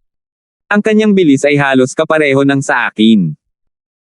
Si Alvin na bumaril gamit ang kanyang arrow at nakipagpalitan ng posisyon kay Zilong ay lumingon at tumingin sa huli na sabay na lumingon. Halata sa mukha niya ang pagkagulat. May plano si Zilong na maging no. Isang tao sa intermediate mortal shedding stage sa latent dragon camp. Si Zilong ay nagulat din kay Alvin. Ang bilis ng batang ito. Kasing bilis ko siya. Si Zilong ay lubos na nabigla. Mula nang makapasok siya sa intermediate mortal shedding stage, bukod sa mga taong nasa mastery mortal shedding stage, wala pa siyang nakilalang intermediate mortal shedding stage na martial cultivator na makakahabol sa kanya. Sabi nga, sa martial skills under the heavens, only speed is unbeatable. Si Zilong ay maaaring magbigay ng paggalang sa mga intermediate mortal shedding stage martial cultivators dahil sa kanyang bilis. Siya ay napakabilis na siya ay naging hindi matatalo. Kasama ng kanyang mga pag-atake na kakilakilabot, hindi pa siya nakatagpo ng pantay na kalaban sa pagitan ng intermediate mortal shedding stage martial cultivators at Dao cultivators. Naabutan ba niya si Zilong? Ngayon, ang pavilion na nagbigay ng Saint Stones ay sarado na. Sa balkonahe ng pavilion na iyon, ang isa sa 36 na tagapangalaga ng Governor's Estate sa Mount Hill City, ang Heavenly Harm Guardian, ay nanunood sa paghaharap ng may pagtataka. Natuon ang atensyon niya sa purple figure. Nakita niyo ba yon? Ang ilan pang intermediate mortal shedding stage 13 gangster ay nagkatinginan sa mga mata at nakita ang pagkabigla. Lahat sila ay natalo kay Zilong noon. Nakipag-away sila kay Zilong, kaya natural na alam nila na ang dahilan kung bakit niya sila matatalo ay dahil sa kanyang napakabilis na bilis. At ngayon, may isa pang intermediate mortal shedding stage martial cultivator na makakahabol sa bilis ni Zilong. Paanong hindi ito nakakagulat sa kanila? Isinilang ba ang isa pang Zilong? Nagkasalungatan sila. Napagtanto kung gaano kabila si Alvin kanina, alam nila na malamang na matatalo sila kapag lalaban sila sa kanya. Siya ay sadyang napakabilis na may kukumpara siya kay Zilong. Napakabilis ng pag-iisip. Si Alvin ay talagang may ilang reserbasyon nang talunin niya si Evan noong isang buwan. Kung nagsiwalat siya ng ganoong bilis noon, sa tingin ko ay matalo na si Evan bago pa siya magkaroon ng pagkakataong umatake. Oh, God! Ang bilis niya ay halos pareho ng kay Zilong. Panatiko ang grupo ng mga kabataan sa ilalim ng mataas na plataporma habang lahat sila ay matamang nakatitig kay Alvin. Ang bilis talaga. Sa sulok ng karamihan, nakatayo doon si Evan na may baluktot na ekspresyon. Mukhang maliban na lang kung makapasok ako sa Mastery Mortal Shedding Stage, hindi ko matutubos ang sarili ko. Kailangan kong makapasok sa Mastery Mortal Shedding Stage bago niya magawa. Habang iniisip niya iyon, bumalik si Evan sa kanyang kahoy na bahay at nagsimulang magtanim habang may hawak na santong bato. Malilibang ka sa pag-iisip kung ano ang magiging ekspresyon niya kung alam niyang si Alvin ay isa lamang early mortal shedding stage martial cultivator ngayon. 2 months. 2 more months at the most, tapos siguradong matatalo kita. Bagamat natakot din si Larry sa bilis ni Alvin, napuno pa rin siya ng kumpiyansa dahil sigurado siyang makakalusot siya sa Mastery Mortal Shedding Stage sa loob ng 2 buwan. Sa oras na iyon, hindi lang niya matatalo si Luisa para tabyusan ang kanyang sarili, ngunit gusto rin niyang talunin si Alvin upang patunayan ang kanyang lakas sa lahat ng nasa latent dragon camp. Hindi ka taka-taka na ikaw ay mayabang. Ikaw ay nagkaroon ng kapital upang gawin ito. Gayunpaman, sa tingin mo ba ay matatalo mo ako sa pamamagitan lamang ng kakayahang maabyutin ako? Malamig na sabi ni Zilong. Kailangan kong subukang malaman kung matatalo kita o hindi, mahinang sabi ni Alvin. Sige. Kung gayon, gagawin ko iyon sa iyo. Sa sandaling natapos ni Zilong ang kanyang pangungusap, ang kanyang buong katawan ay bumaril habang ang kanyang mga binti ay tumangay patungo kay Alvin na parang ipoypo. Kahit saan siya dumaan, parang may buhawi. Dumiretso siya kay Alvin. Matagal nang natuklasan ni Alvin na ang saint weapon ni Zilong ay ang kanyang pares ng bota. Ano man ang kanyang bilis o ang kanyang pag-atake, ang tanging maaasahan niya ay ang kanyang mga binti tulad ng pag-asa ni Alvin sa arrow sa kanyang mga kamay para sa kanyang bilis at kanyang pag-atake. Nakaharap sa buhawi na dulot ng mga binti ni Zilong, bumaril pa itaas si Alvin. Tinanguan niya ang palaso at iginuhit ang kanyang pana habang ang kanyang mga mata ay nakatutok kay Zilong. Pagkatapos, binitawan niya ang bowstring.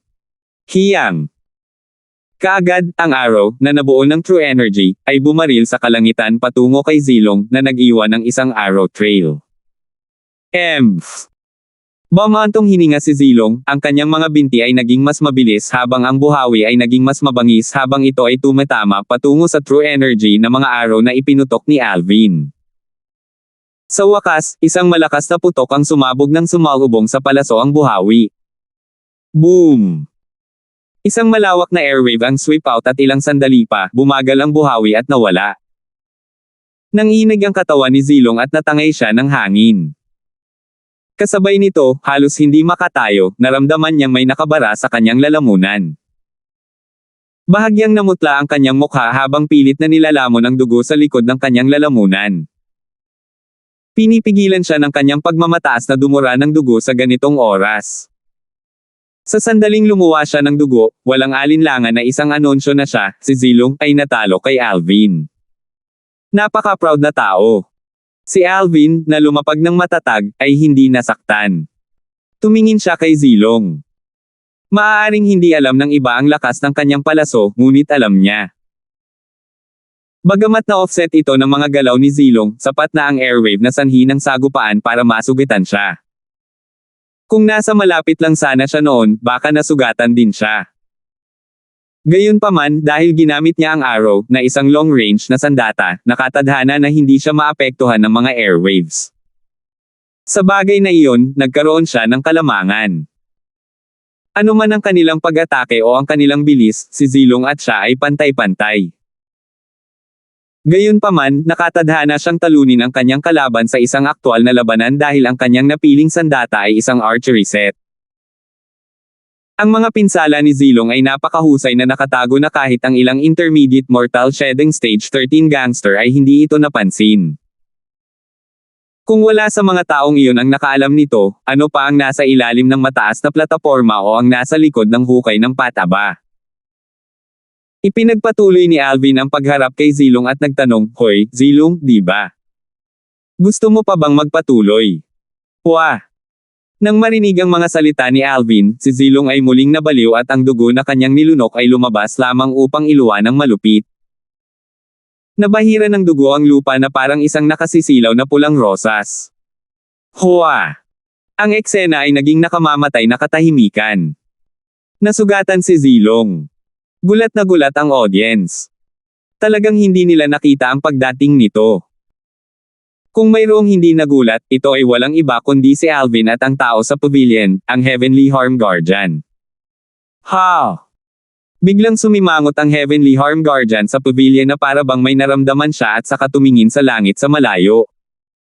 Mula sa malayo, isang figure ang kumokontrol sa hangin at lumilipad patungo sa kanya sa sobrang bilis na nasulyapan lang niya ang tao. Sa isang kisap mata, nakatayo na ang taong iyon sa tabi niya. Isang nasa katanghaliang gulang na lalaking nakaberde ang lumitaw sa tabi ng Heavenly Harm Guardian. Katamtaman ang laki niya pero payat. Nang tumayo siya roon, hindi kapani-pani walang naglabas siya ng matinding pressure. 14. Maya-maya, nagsalita siya habang nakatingin sa Heavenly Harm Guardian na may bahagyang ngiti. Pinakamatandang kapatid. Huminga ng malalim ang Heavenly Harm Guardian at magalang na yumuko patungo sa nasa katanghaliang gulang na lalaking nakaberde, hindi nang ahas na maliitin siya. Puno ng excitement ang mga mata niya. Panganay niyang kapatid iyon. Ang pinuno ng 36 na tagapangalaga, ang tagapangalaga ng langit na pinuno. Kasabay nito, ang kanyang panganay na kapatid ay kabilang sa ilang mga powerhouse ng 36 Guardians na pumasok sa stage ng Saint Rudiment. Sino yun? Natalo ba niya si Zilong? Nakatutok ang tingin ng Heavenly Leader Guardian sa purple figure sa ibaba habang gulat na sinabi niya, parang hindi ko pa siya nakita. Bago ba siya? Ibinalik siya ng ikasyam na kapatid, sabi ng Heavenly Harm Guardian. Ibinalik siya ni Ninth Brother. Lalong nagulat ang Heavenly Leader Guardian. Siya ba ang Alvin na iyon? Ang kahangahangang martial cultivator mula sa Mortal Continents. 1375. Matapos makalunok ng hilang medicinal pill si Zilong na natalo ni Alvin, hinampas niya si Alvin na may tame time na mukha. Alvin, ipaghihiganti ko ang kahihiyan na nararamdaman ko ngayon. Ang kanyang mga mata ay kumikinang sa isang mabangis na kinang. Sa sandaling iyon, naramdaman ni Alvin na parang siya ay tinatitigan ng isang makamandag na ahas, na naging sanhi ng paglubog ng kanyang puso nang mapagtanto niya na ang Zilong na ito ay isang mapanganib na karakter. Ano? Tumanggi ka bang aminin ang iyong pagkatalo? Napangiti si Alvin. Nang may sasabihin pa sana si Zilong, isang sipol ang umalangaw-ngaw sa hangin at sa sumunod na pagkakataon, napansin ng lahat na naruroon sa eksena na may lumitaw na tao sa mataas na platform. Ito ay isang nasa katanghaliang gulang na lalaki na nakasuot ng silver armor. Ang taong ito ay hindi pamilyar sa karamihan sa kanila. Ito ay Lord Heavenly Harm Guardian. Isa siya sa 36 na tagapangalaga ng Lord City Governor. Lord Heavenly Harm Guardian, na nasa ika-14 na pwesto, ay siya ring tagapangasiwa para sa ating latent dragon camp. Sunod-sunod na bulong ang pumasok sa tainga ni Alvin. Isa rin siya sa 36 na tagapangalaga sa ilalim ng utos ng gobernador ng Mount Hill City. Nakilala ni Alvin ang lalaking nakasuot ng pilak. Siya ang taong nagpamahagi ng mga Saint Stone sa kanila, ngunit hindi sumagi sa isip niya na isa rin siya sa 6 na tagapangalaga sa ilalim ng utos ng gobernador ng Mount Hill City. Higit pa rito, siya ay nireranggo din sa ika-14. Lord Heavenly Harm Guardian. Lord Heavenly Harm Guardian. Maraming tao ang yumuko sa Lord Heavenly Harm Guardian. Nagbigay ng utos ang Heavenly Leader Guardian, ang pinuno ng 36 Guardians, na lahat ng 13 gangster ay kinakailangang pumunta sa Assembly Hall sa City Governor's Estate ngayon. Dapat nandoon kayong lahat. Inihayag ng Heavenly Harm Guardian. Nang marating niya ang dulo ng kanyang pangungusap, ang tunay na enerhiya na nilalaman ng kanyang boses ay sumabog na parang putok at kumalat sa buong latent dragon camp. Pinapaalalahanan niya ang 5 sa 13 gangster na umabot na sa Mortal Shedding Stage Mastery Stage. Masasabi ni Alvin ang mga intensyon ng Heavenly Harm Guardian. Sa ngayon, maliban sa 5 martial o Dao cultivators na nasa Mortal Shedding Stage Master Stage, halos lahat ng iba pa sa 13 gangster ay dumalo na. Haha! Ngayong personal na humingi ng meeting ang Heavenly Leader Guardian sa Assembly Hall, mukhang may kawili-wiling nangyayari noon. Isang malakas na tawa ang umalangaw-ngaw habang ang isang figure ay bumaril mula sa ikalawang kahoy na bahay. Hindi nagtagal, umalis ito sa campsite ng Latent Dragon Camp sa napakabilis na kahit si Alvin ay halos hindi na ito maabyutin. Ang bilis. Gaya ng inaasahan mula sa pangalawang pinakamalakas na tao sa 13 gangster. Nagulat si Alvin. Sa susunod na pagkakataon, nakita ni Alvin ang isang tao na bumaril sa mga kahoy na bahay na may mga numerong 3, 4, at 5 bawat isa.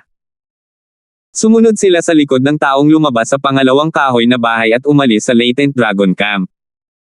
Maliwanag na papunta sila sa Assembly Hall. Whoosh! Sa sandaling iyon, ang Heavenly Harm Guardian ay bumalik sa maraming palapag na pavilion. Natapos na niya ang kanyang anunsyo. Pagkatapos ng malamig na tingin ni Zilong kay Alvin, bumaba rin siya mula sa mataas na platform at umalis sa Latent Dragon Camp. Isa-isang umalis din ang iilan pang miyembro ng 13 gangsters. Sabay-sabay, naiwan na lamang sina Alvin at Luisa. Tara na. Sumenya si Luisa. Oo. Tumanggaw si Alvin. Gayunpaman, nang siya ay umalis, hindi niya maiwasang mapasulyap sa unang kahoy na bahay ng ilang beses. Hindi nagtagal, napagtanto niya na tila wala pa ring bakas ng paggalaw mula sa kahoy na bahay na iyon. Walang lumabas dito kahit na matagal na. Huwag mong sabihin sa akin na ang may-ari ng unang kahoy na bahay, ang pinuno ng 13 gangster, ay naglakas loob na sumunod sa utos na ibinigay ng Heavenly Leader Guardian, ang pinuno ng 36 Guardians. Napaisip si Alvin sa kanyang sarili. Pagkaalis ni Alvin kasama si Luisa, nagkaroon ng kaguluhan sa buong Latent Dragon Camp dahil lahat sila ay hindi na natatakot. Ang Heavenly Leader Guardian, ang pinuno ng 36 Guardians, ay personal na humiling sa 13 gangster na mag-assemble. I wonder kung ano ba talaga ang nangyayari. Medyo matagal na simula nang marating ko ang Latent Dragon Camp na ito at ngayon ko lang nakita ang Heavenly Harm Guardian sa lahat ng 36 na Guardians. Pabayaan na lang si Lord Heavenly Leader Guardian, wala pa akong nakitang ibang Lord Guardians dati. Sino ang nagsabi sa iyo na huwag mag-cultivate ng mas mahirap? Kung hindi, maaari kang maging bahagi ng 13 gangster at pumunta upang makitang magkasama si Lord Heavenly Leader Guardian. Nang ang grupo ng mga miyembro ng Latent Dragon Camp ay ibinaon ang kanilang mga ulo sa isang talakayan, nakarating din sina Alvin at Luisa sa Assembly Hall sa City Governor's Estate. Pagkapasok nila ay napansin nilang 10 tao na ang nakatayo sa loob. Sa 10 tao, maliban sa 4 na bagong mukha, si Alvin ay may ilang impresyon sa 6 pa. Nakita na niya sila dati sa campsite ng Latent Dragon Camp kanina. Sila ang iilang Mortal Shedding Stage Intermediate Stage Martial at Dao Cultivators ng 13 Gangsters. Oh! Bagong mukha! Sa sandaling ito, isang matipuno, binata na may kahangahangang pangangatawan, na mukhang bastos at madulas, ay tumingin kay Alvin at Luisa nang may pagtataka. Kayong dalawa ba ang bagong miyembro ng 13 Gangsters? Lex, mukhang nagkulong ka na talaga sa kwarto at wala kang pakialam sa kung ano man ang mangyari sa labas. Silang dalawa ay walang iba kundi ang mga bagong miyembro ng Latent Dragon Camp na pumalit kina Larry at Evan noong isang buwan. Isang binata, matipunong lalaki, na tila may mapang uyam na saloobin sa buhay, ay ngumiti habang siya ay tumutunog. Hindi masama, hindi masama. Sinulyapan ni Lex sina Alvin at Luisa habang tumatango siya. Siya ba ang taong pumapangalawa sa 13 gangster? Sa pagtingin kay Lex, masasabi ni Alvin na ang boses ng taong lumabas sa kahoy na bahay number 2 kanina ay eksaktong kapareho ng taong ito. Ito ay maliwanag na sila ay ang parehong tao. Magandang araw sa inyo. Ako si Blaze na pumangatlo sa 13 gangster, pangalawa lang sa freak na iyon at sa malaking block na ito dito mismo. Pinaypayan ng sarili, nagpakilala ang binata na nakasuot ng marangyang sarili habang nakatingin kay Alvin. Si Luisa, ang ika-13 sa 13 gangster. Nang makita kung paano nagkusa ang taong pumangatlo sa 13 gangster na ipakilala ang kanyang sarili, si Luisa ay hindi nang ahas na kumilos ng mataas o maluwag. Si Alvin, ang ika-6 sa 13 gangster, patuloy na ipinakilala ni Alvin ang kanyang sarili pagkatapos ni Luisa. Mahilig siya kay Blaze na sobrang palakaibigan. Siya ang uri ng tao na kadalasang bukas at poised. Ang pang-6 sa 13 gangster. Nang marinig iyon, hindi maiwasan ni Blaze na mabigla. Hindi ba si Zilong ang pang-6 sa 13 gangster? Pagkatapos, agad siyang tumingin kay Zilong at nagtatakang nagtanong, Zilong, ikaw ba ay natalo ba ng isang baguhan? Kahit na nag-aatubili si Zilong, wala pa rin siyang ibang pagpipilian kundi ang tumango bilang pag-amin. Kasabay nito, hindi niya iniwan ang kanyang paliwanag, kung ang kanyang sandata ay hindi ang archery set, maaari lang siyang makasama sa akin sa pinakamaraming draw. Matapos itong labanan kay Alvin, syempre, alam ni Zilong ang kanyang kahinaan. Ito rin ang dahilan kung bakit siya ay labis na hindi nasisiyahan. A loss is a loss. Why do you wanna find so many excuses? Don't tell me na kapag pinatay ka, kaya mo pang buhayin ang sarili mo at maghayganti sa kanya. Isang simpleng nakadamit, binata na nakatayo sa gilid ay ngumuso sa mahinang boses at napamura. Haha! Gaston, asar na si Zilong na natalo siya, kaya bakit kailangan mo pang buhusan ng asin ang sugat niya?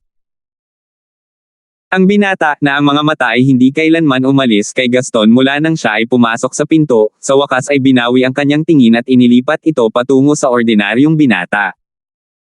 With a burst of deep laughter, he piped up. Jake, huwag maging abala. Ngumuso si Gaston. Si Gaston ba, ang pang-apat sa 13 gangster at si Jake, ang pang-5 sa 13 gangster, na malayong pinsan din ni OG. Naaalala pa rin ni Alvin ang mga silhouette ni na Gaston at Jake. Sila ay walang iba kundi ang mga taong lumabas sa kahoy na bahay number 4 at 5. Junior Sister Graham. Kahit papaano, pumunta na si Jake para tumayo sa harap ni Luisa at binati siya ng may sigasig na walang ugali ng Mortal Shedding Stage Mastery Stage Martial Cultivator.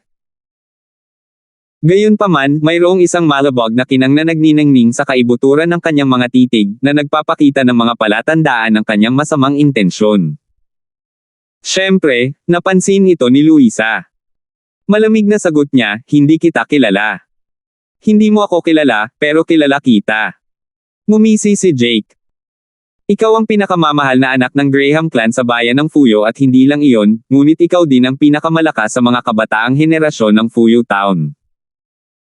Maswerte ako na nagkaroon ako ng pagkakataon na samahan ang aking ama na bisitahin ang iyong estate noon. So, ang reaksyon ni Luisa ay nanatiling kalmado tulad ng ngayon. Junior Sister Graham, magpapakilala muna ako. Ako si Jake Zing, ang panganay na anak ng Zing clan sa New South Town na nasa ika-5 rin sa 13 gangster ng Latent Dragon Camp, matiyagang pakilala ni Jake.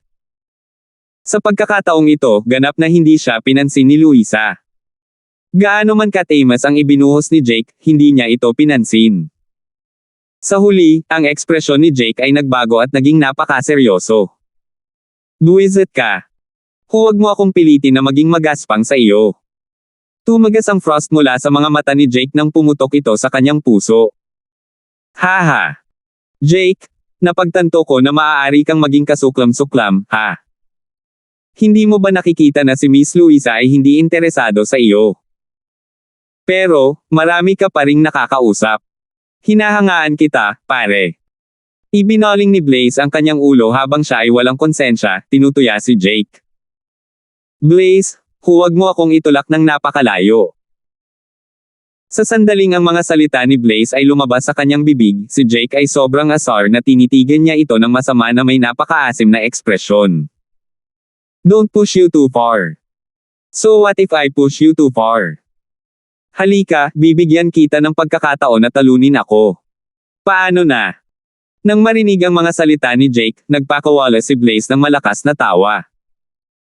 Sa isang pangungusap lang, naasar niya si Jake kaya nanginginig ang katawan niya. Ang kanyang mukha ay ganap na namumula at ang kanyang mga mata ay duguan na para bang saysubog na siya anumang oras. Whoosh! Sa sandaling ito, humihip ang draft sa bulwagan ng pagpupulong at naging sanhi ng pag-alis ng mga damit ng 12 tao bago sila tuluyang tumigil. Sa susunod na sandali, isang figure ang lumitaw sa bulwagan ng pagpupulong. Ito ay isang payak na binata na may dalang mahabang saplot na espada sa kanyang likod. Nakatayo siya doon, sobrang tahimik niya. Hindi siya gumawa ng anumang tunog. Siya ba ang pinuno ng 13 gangster? Nang lumitaw ang binata na nakaberde, si Alvin ay walang naramdaman noon at kahit na lumipas ang hangin, hindi niya napansin na ito ay talagang isang tao. Sa halip, naisip niya na hangin lang talaga iyon. Sabay-sabay, siya ay kinuha sa pamamagitan ng pagtataka. Ang Divine Eye. Sa kanyang pagkamausisa, tumingin si Alvin sa lalaking nakaberdeng damit at pinaikit ang kanyang mga mata. 30 taong gulang. Mortal Shedding Stage. Perfection Stage. Nang suriin ang edad at cultivation base ng binata, si Alvin ay lubos na namangha. Mortal Shedding Stage Perfection Stage sa 30 taong gulang. Anong klaseng freak ito? Freak. Dumating ka na rin sa wakas. At dito ko naisip na susuwayin mo ang utos ng Lord Heavenly Leader Guardian. Ang palakaibigang si Blaze ay pinanangkitin ng mata ang lalaking nakaberde at ngumiti. I'm not a freak, sa wakas ay tumugon ang lalaki. Ang lamig ng boses niya na tila kayang gawing yelo ang tubig. Freak! Nang marinig ni Blaze na binati ang binata na nakaberdeng damit, hindi naiwasang mapaalala ni Alvin ang pangungusap na binigkas ni Blaze kanina, magandang araw sa inyo. Ako si Blaze na pumangatlo sa 13 gangster, pangalawa lang sa freak na iyon at ang malaking bloke na ito dito mismo. Ang malaking bloke sa pangungusap na ito ay walang iba kundi si Lex, ang taong pumangalawa sa 13 gangster. Siya si Arnold, ang pinuno ng 13 gangster. Sa sandaling ito, sa wakas ay nakuha na ni Alvin ang kanyang kumpirmasyon. 1376. Akala ko ang unang 5 sa 13 gangster ay nasa mortal shedding stage mastery stage. Napabuntong hininga si Alvin. Maaari bang gumawa si Arnold ng isang pambihirang tagumpay kamakailan? Sa huli, makakagawa lamang si Alvin ng ganoong conclusion. Napagtanto din niya na sa sandaling lumitaw si Arnold, maliban sa palakaibigang si Blaze, lahat ng iba pa kasama si Lex, na pumangalawa sa 13 gangster, ay may takot sa kanilang mga mata nang tumingin sila sa kanya. Good. Nandito na kayong lahat. Isang boses ang umalangaw-ngaw sa assembly hall, na ikinagulat ng lahat kabilang si Alvin. Si Arnold ay ang tanging tao na nakatayo doon na hindi natitinag na parang isang bundok na tila siya ay isang estatwa. Sobrang steady ni Arnold na talagang nakakapagpadugo, naisip ni Alvin sa sarili. Sa segundo pa lang na umalangaw-ngaw ang boses sa ere, may lumitaw ding berdeng figure sa pangunahing upuan sa assembly hall. Isa itong lalaking nasa katanghaliang gulang na nakasuot ng berde. Sa sandaling lumitaw ang lalaki, isang bumulwak ng malakas na aura ang lumabas mula sa kanya at naging sanhi ng pagdilim ng kulay ng paligid. Panginoong Heavenly Leader Guardian. Sabay-sabay, lahat kasama si Arnold ay yumuko sa kanya. Yumuko rin sina Alvin at Luisa. Kung silang dalawa lang, hindi nila makikilala ang taong ito. Siya ba ang Heavenly Leader Guardian? Isa sa 36 Guardian sa ilalim ng utos ng gobernador ng Mount Hill City. Lihim na nagulat si Alvin. Pagkatapos niyang itaas ang kanyang ulo, sinimulan niyang pag-aralan ang nasa katanghaliang gulang na lalaki. Sa kanyang harapan ay nakatayo ang Heavenly Leader Guardian na siya ring pinuno ng 36 Guardians. Hinihiling ko sa inyong lahat na pumunta dahil may gusto akong ipahayag, hindi umimik ang Heavenly Leader Guardian habang inihayag niya, sa 3 buwan, lalabas si Lord City Governor sa kanyang closed-door cultivation at sa oras na iyon, pipili siya ng 2 hanggang 3 disipulo sa 13 sa inyo. Pipili ba ng mga alagad si Lord City Governor? Sa sandaling umalis ang mga salitang ito sa bibig ng Heavenly Leader Guardian, maliban kay Alvin, nagliwanag kaagad ang mga mata ng lahat. Ang City Governor ng Mount Hill City ay isang makapangyarihang tao na nasa stage ng Saint Rudiment. Siya ang pinakamalakas na tao sa lugar na sumasaklaw sa Mount Hill City. Kung ang isa ay naging kanyang alagad, tiyak na ang isa ay direktang makakaakyat sa mataas na posisyon ng walang kabiguan. Maliban doon, ito ay katumbas din ng pagkuha ng malakas na proteksyon. Bilang alagad ng gobernador ng Mount Hill City, tiyak na makakagala ang isang tao sa paligid ng lungsod. Napuno ng malalim na hininga ang buong assembly hall ng sabay-sabay. Maliban kay Alvin na napanatili ang kanyang kalmado, tanging si Arnold sa lahat ng iba ay mukhang mas nakolekta. Gayunpaman, makikita rin ang pagnanasa sa kanyang mga mata. Para naman kay Alvin, parang wala siyang pakialam. Hindi siya naglalagay ng facade. Sa halip, wala talaga siyang pakialam. Ang larangan ng pananaw ni Alvin ay ganap na naiiba sa grupo ng mga batang henyo doon. Sa mga opinyon ng mga batang henyo na ito, ang gobernador ng Mount Hill City na nasa stage ng Saint Rudiment ay isang taong kailangan nilang tingnan at katakutin. Sa kabaligtaran, sa opinyon ni Alvin, ang gobernador ng Mount Hill City ay isa lamang ordinaryong Saint Rudiment Stage Martial Cultivator. Hindi pinalampas ng Heavenly Leader Guardian ang pagtitimpi ni Alvin at hindi niya napigil ang purihin sa kanyang puso, hindi masama ang batang ito mula sa mortal continent na natagpuan ng Ninth Brother.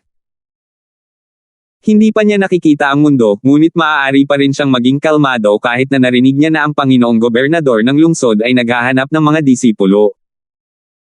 Madaling isipin na kung alam ni Alvin kung ano ang iniisip ng Heavenly Leader Guardian ngayon, malamang na pangangati niyang kunin ang kanyang 7 treasures exquisite pagoda at pasabugin ito sa laki bago ito ihampas ng marahas sa kanyang ulo. Naisip ba niya na hindi pa niya nakita ang mundo? Lord Heavenly Leader Guardian, maaari ko bang itanong kung paano pipiliin ng Lord City Governor ang kanyang direktang disipulo mamaya? Tuwang-tuwang tanong ni Zilong. Pagkalipas ng 3 buwan, lalabas si Lord City Governor sa kanyang closed-door cultivation at susubok sa bawat isa sa inyo.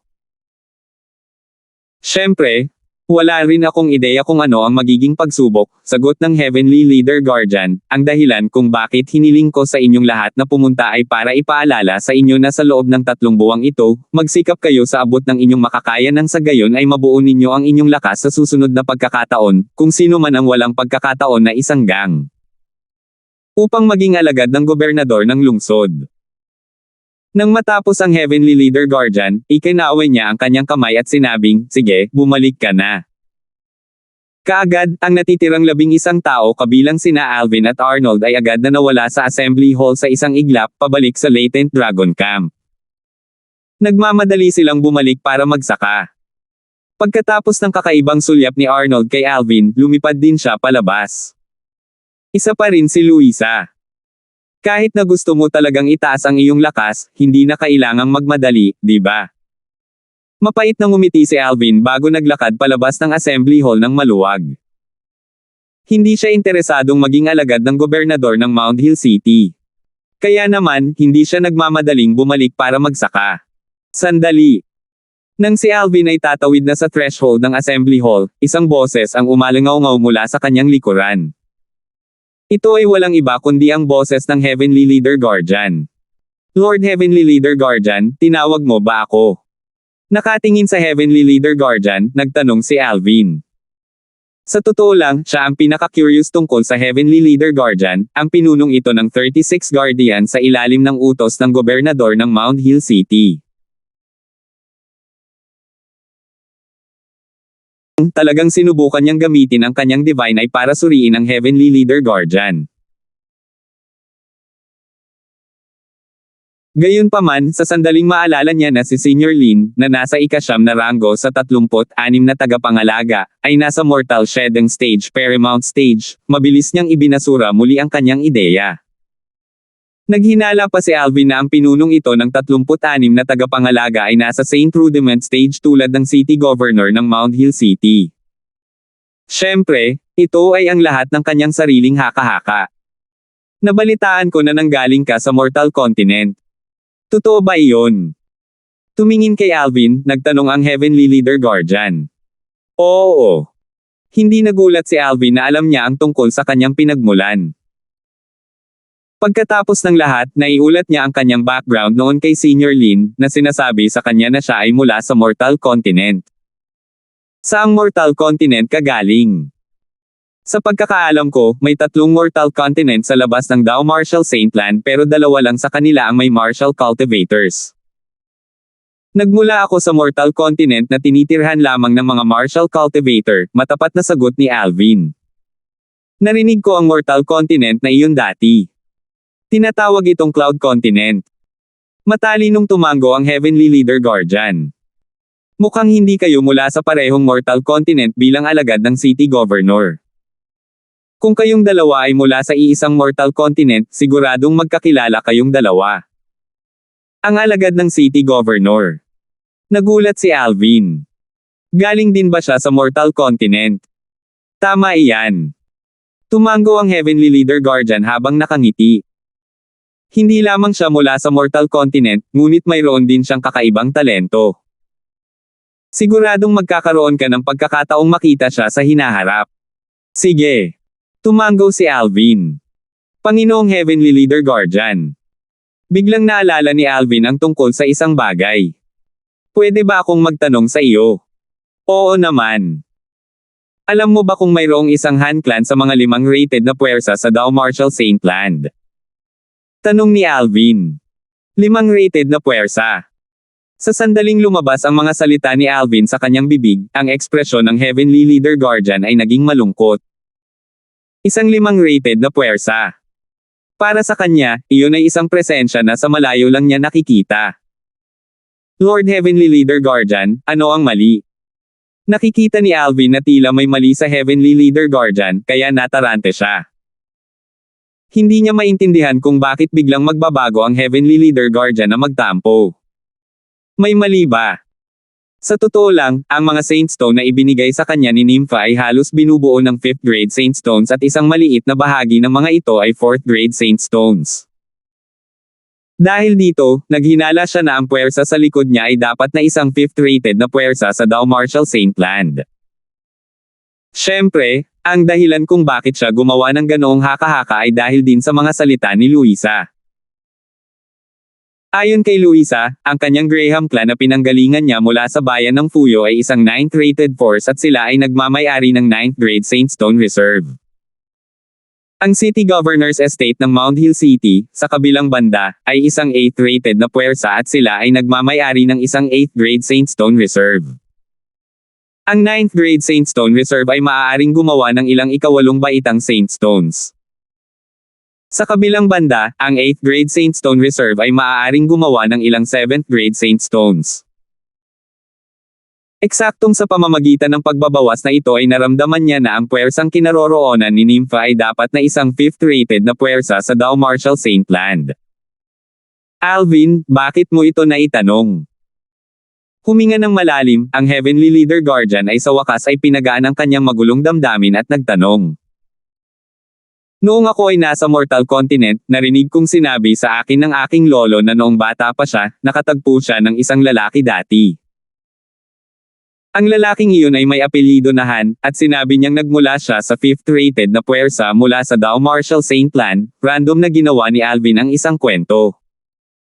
Hindi siya nang ahas na ihayag na may kakilala siyang may apelyidong Han at malamang na nagmula sa 5th rated na puwersa mula sa Dao Martial Saint Land. Ayaw niyang magdala ng masyadong maraming komplikasyon para sa kanyang sarili. Higit pa rito, kung sasabihin niyang may kakilala siya mula sa 5th rated force, mapapahamak siya kung ito ay magdulot ng kasakiman mula sa ibang tao na nadama na nakakuha siya ng ilang mga bagay mula sa partikular na tao mula sa 5th rated na puwersa. Matapos dumaan sa dalawang reinkarnasyon, kasama ang memorya ng dalawang reinkarnasyon ng Rebirth Martial Emperor, si Alvin ay masasabing isang tao na dumaan sa 4 na reinkarnasyon. Siyempre, isasaalang-alang niya ang lahat. Oh, nakikita ko. Nang marinig iyon, nakahinga ng maluwag ang Heavenly Leader Guardian. Noong nakaraan, maraming tao ang pumunta sa Mortal Continent para sa isang paglalakbay. Gayunpaman, sinabi nila na ang mga kondisyon doon ay napakahirap at maraming tao ang nahirapang manatili doon ng matagal. Ngumiti si Alvin ng mapait. Kung ikukumpara sa Dao Martial Saint Land, syempre, mas malala ang kondisyon ng Mortal Continent. Isinasantabi ang lahat ng iba pa, ang kapaligiran ng paglilinang at mga mapagkukunan sa Graham clan kung saan nag-iisa si Luisa, na siyang ika-9 na puwersa ng Fuyo Town sa Dao Martial Saint Land, ay higit na nalampasan ang lahat ng mga lugar sa Cloud Continent. Kung tungkol sa 5th rated force, hindi ko rin talaga alam. Kahit na ang ating City Governor's Estate ng ating Mount Hill City ay isang 8th rated force lang din. Kahit na ang malaking sekta na iyon sa itaas ng ating Mount Hill City ay isa lang din na 7th rated na puwersa, sagot ng Heavenly Leader Guardian, ang 5th rated force ay napakalayo lang sa atin. Gayunpaman, isang bagay na malakas ang nasa loob ko. Mayroong hindi bababa sa 100 sa mga powerhouse ng Saint Stage sa loob nito. Sa sandaling binanggit ng Heavenly Leader Guardian ang powerhouse ng Saint Stage, sumilay sa kanyang mukha ang paggalang. Ito ay paggalang na bumangon mula sa kaibuturan ng kanyang puso. Sige. Tumango si Alvin. At the same time, hindi niya maiwasang mabigla. Wow! Ganito ba talaga kalakas ang puwersa ni Nympha? Mayroong higit sa 100 sa mga powerhouses ng Saint Stage dito. Hindi ba ito masyadong malayo? Si Alvin ay ganap na nilamon ng pagkalito. Sa sumunod na sandali, nagpaalam si Alvin sa Heavenly Leader Guardian at nagpatuloy na umalis sa Assembly Hall. Pambihirang henyo. Siya ay naglilinang sa lahat ng ito habang nasa Mortal Continent, at nakapasok na siya sa Mortal Shedding Stage Intermediate Stage sa pamamagitan ng 35 taong gulang.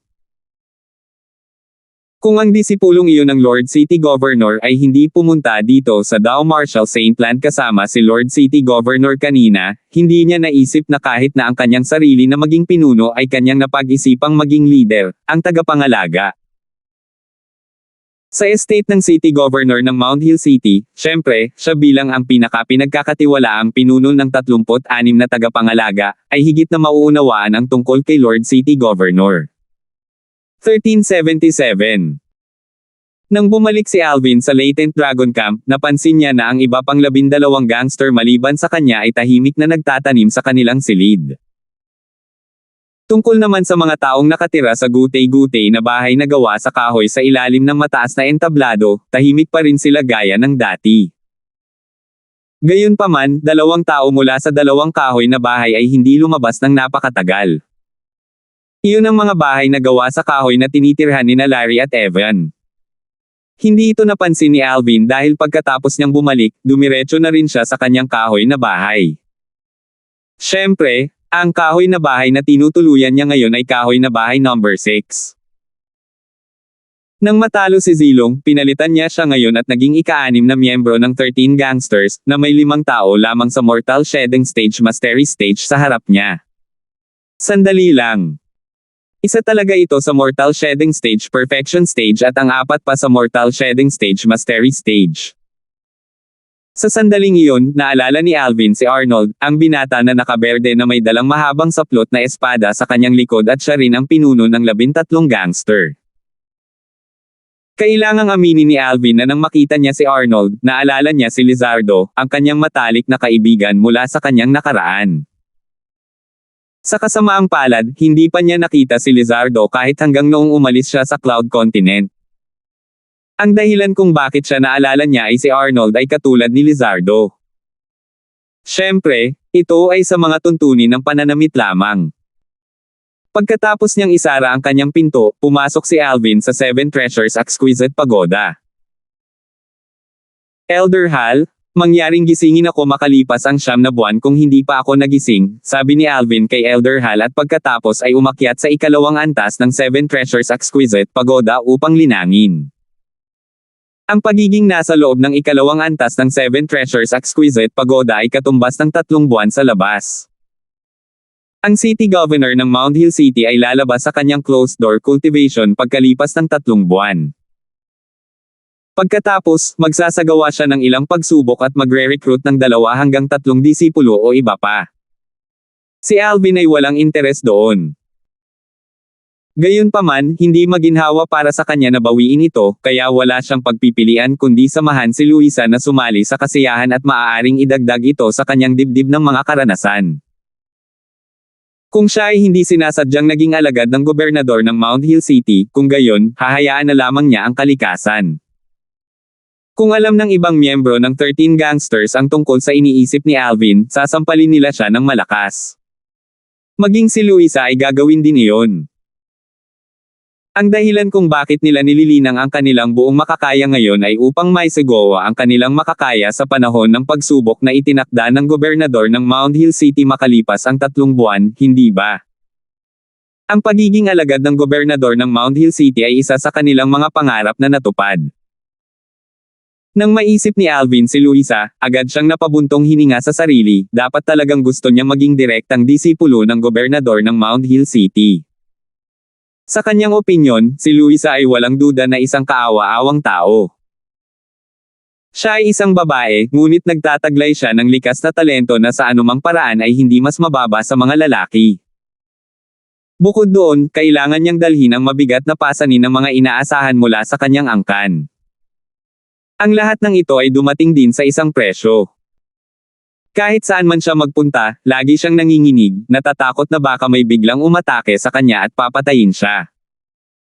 Kung maaari siyang maging direktang disipulo ng gobernador ng Mount Hill City, hindi na niya kailangang mabuhay sa takot. Kung matutulungan kita, talagang gagawin ko, ungol ni Alvin. Si Luisa ay isa sa mga pinakaunang taong nakilala niya nang dumating siya sa Dao Marshall Saintland. Sa pagkakataong iyon, nakapatay siya ng 100 sa mga obsidian pangolin sa karagatang iyon malapit sa Puyo Island at bago pa siya makaakit ng mas mabangis na hayop, binigyan siya ni Luisa ng babala. Kahit na ang babala ni Luisa ay walang kabuluhan sa huli, nagpapasalamat pa rin siya sa kanya.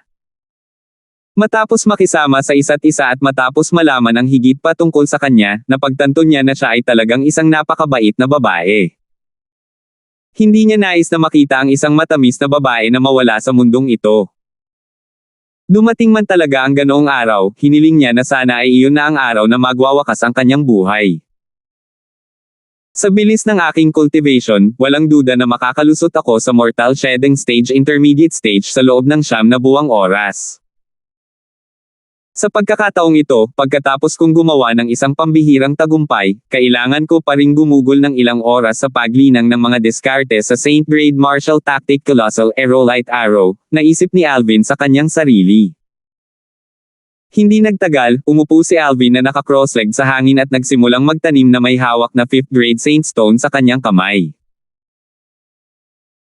Ang Heaven and Earth Spirit Energy mula sa ikalawang antas ng 7 Treasures Exquisite Pagoda at ang Heaven and Earth Spirit Energy na nagmula sa 5th grade Saint Stone ay patuloy na hinihigop ni Alvin sa kanyang katawan bago sila dinala ng 9 na dragon upang dumaan sa 15 Saint Veins. Pagkatapos na dumaan sa 15 Saint Veins, maaari na itong isaalang-alang na isang mahusay na Chi circulatory cycle ang nakumpleto. Matapos makumplito ang mahusay na Chi circulatory cycle, ang Heaven and Earth Spirit Energy ay napalitan din ng True Energy at pumasok sa Chi C ni Alvin. Ang True Energy sa Chi C ay tumaas ng kaunti. Ang gayong pag-ikot ay paulit-ulit na parang hindi nito alam ang kahulugan ng pagkahapo. Ang paglilinang ay palaging tuyo. Sa pamamagitan lamang ng pagdanas ng pinakamahirap na paghihirap ang isa ay makakaangat sa karaniwan. Nang si Alvin ay ginagawa ang lahat ng kanyang makakaya sa paglilinang at pagpasok sa mortal shedding stage intermediate stage, isang grupo ng mga tao ang gumagala sa kalangitan sa isang mapang-akit na paraan sa makapangyarihang mga grupo sa timog ng Dao Martial Saint Land. Mayroong higit sa 300 sa kanila. Ang kanilang bilis ay napakabilis na ito ay kakilakilabot. My goodness! Ano ang mga iyon? Kasabay nito, marami rin ang nakakita sa langit na binura nila at nagulat silang lahat. Nakakabaliw ang bilis. Ang aking cultivation base ay ang mortal shedding stage paramount stage, ngunit ang bilis ko ay hindi malapit sa kanila. Bumulong ang isang tao sa mortal shedding stage paramount stage. Bakas lang sa mukha niya ang pagkagulat. Saint Rudiment stage. Lahat ng daan-daang tao na ito ay nasa Saint Rudiment stage. My goodness! Napakaraming powerhouse ng Saint Rudiment stage. Aling puwersang may 6 na rating ang lumabas na parang mga trompeta mula sa isang pugad. Napakarami nila. Mukhang pinaplano nilang pumunta sa karagatan. I wonder what are they doing there though? Gusto ko silang sundan at makita kung ano talaga ang ginagawa nila, ngunit ang problema ay dahil sa bilis ko, hindi ko sila mahabol. Maraming tao ang tumangala sa langit at tumitig habang ang daan-daang figure ay naglaho sa abot tanaw, naglalaho sa harap ng kanilang mga mata. Matagal bago napigilan ang pagkabalisa sa kanilang mga puso. Whoosh! Whoosh! Whoosh! Ang kayaig ng mga tao, na gumagalaw tulad ng isang malaking baha, ay tumaas sa kalangitan, papasok sa rehiyon ng karagatan mula sa timog ng Dao Martial Saint Land. Nangunguna sa kayaig ay isang napakalaking mabangis na hayop na uri ng oso.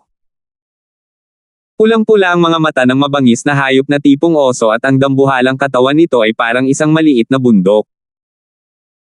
Napakabilis ng mabangis na hayop na ito na sa isang kisap mata, nakaalis na ito sa katimugang lupain ng Dao Martial Saint Land. Sa likod ng mabangis na hayop na ito ay nakatayo ang isang batang babae na nakasuot ng dilaw. Nabawasan ng parang bata sa napakaganda at pinong mukha nitong babaeng ito. Halatang halata na siya ay isang walang kapantay na dilag na malapit nang iwan ang kanyang teenage years. Gayunpaman, malungkot ang ekspresyon ng mukha ng dalaga. May isa pang kakaibang bihis na nasa katanghaliang gulang na lalaki sa gilid ng mabangis na hayop. Ang kanyang mga tampok sa mukha ay perpekto ngunit ang mga pagbabago sa buhay ay nag-iwan pa rin ng ilang mga palatandaan sa kanyang mukha. Sa sandaling iyon, nakatingin sa teenager na babae sa likod ng mabangis na hayop na iyon, ngumiti siya at tiniyak, "Nympha, huwag kang mag-alala. Magiging okay ang iyong kapatid na Alvin. Tito Mark, salamat sa pagsama sa akin na hanapin si Brother Alvin. Ang babaeng ito na nakadilaw ay walang iba kundi si Nympha. Babae, hindi mo na kailangang magpasalamat. Umiling ang nasa katanghaliang lalaki bago muling idinagdag, hanggat hindi pumunta si Brother Alvin sa Dow Marshall St. Land, talagang tutulungan kitang mahanap siya. Umugong ang malaking kumpiyansa sa mga salita ng nasa katanghaliang gulang na lalaki. Anong biro? Sa pagkakataong ito, sa paglalakbay na ito lamang, nagdala siya ng 50 powerhouse na nasa stage ng Santo Pataas kasama niya.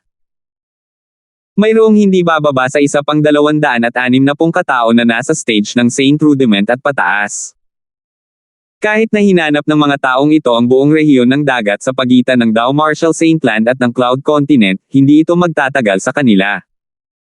Well, syempre, ito ay higit sa lahat dahil ang mga taong ito ay napakabilis. Sige. Tumanggaw si Nympha, halata pa rin sa kanyang mga mata ang pag-aalala. Brother Alvin, mangyaring maging ligtas. Kung hindi, ako, si Nympha, ay hinding-hindi mapapatawad ang aking sarili magpakailanman. Palihim na nag-isip si Nympha sa sarili. Isang boses at ekspresyon ng binata ang patuloy na lumilitaw sa kanyang isipan. Ito ay walang iba kundi ang kanyang kapatid na Alvin. Ang kakilakilabot na hanay na ito ng mahigit 300 katao ay tumawid at saan man sila lumipad, patuloy silang nag-aalis ng sunod-sunod na nagngangalit na alon sa ibabaw ng dagat. Ang mga alon na ito ay tumalsik pababa at naging sanhi ng pagkahilo at pagkasilaw sa mga mababangges na hayop na malapit sa ibabaw ng karagatan.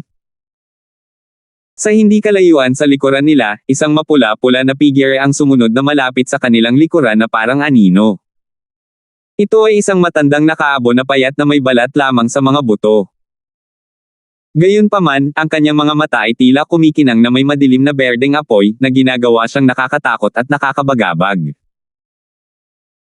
Ang matandang lalaki ay may hawak na tungkod na gawa sa hindi kilalang material at ang madilim na berdeng kinang na tumatakip dito ay bumagay sa kanyang mga mata na nagbibigay ng isang pakiramdam ng nakakaagos na aura.